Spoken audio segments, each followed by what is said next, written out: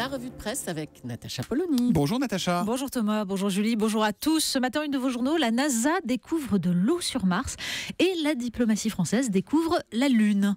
Alors pour ce qui est de Mars, l'eau a beau y être saumâtre, c'est l'enthousiasme général. 20 minutes, Mars a du liquide.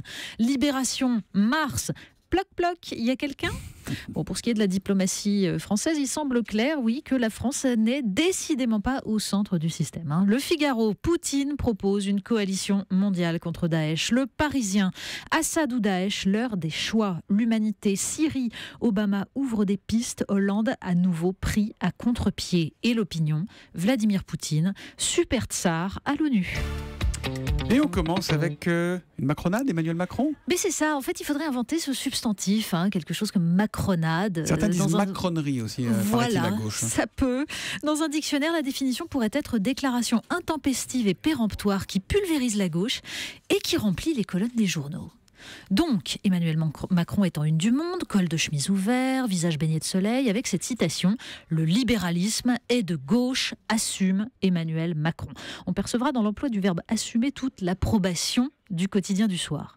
Bon, pour ce qui est de la réflexion sur le libéralisme, on préférera le numéro d'octobre de la Revue des Deux Mondes. Certes, le plaidoyer pour le libéralisme face à une société française qui serait injustement réticente n'est finalement pas très éloigné des sous-entendus du Monde, mais la réflexion va quand même beaucoup plus loin. François Langlais, par exemple, nous annonce pourquoi le libéralisme va mourir.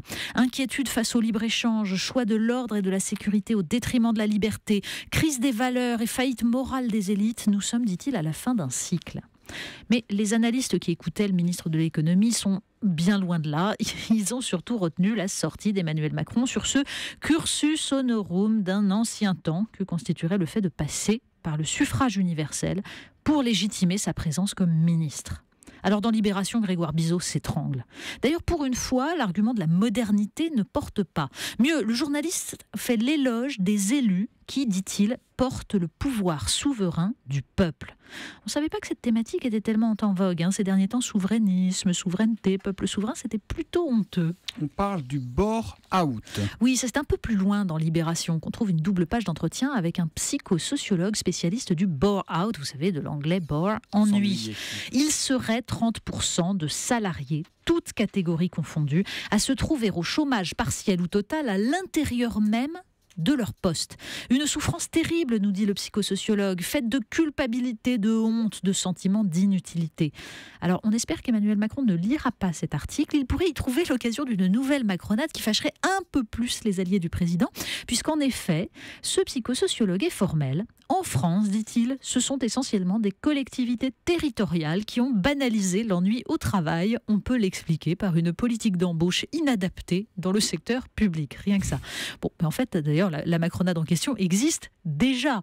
C'est celle de la semaine dernière sur le statut des fonctionnaires. Alors, Natacha, je regarde votre bulletin de notes. Je vois français 19, maths 1, 17. On parle bulletin de notes. Oui, le Figaro nous présente en exclusivité les futurs bulletins scolaires de nos enfants. D'ailleurs, il ne faut plus appeler ça bulletin de notes puisque justement, il n'y en aura pas.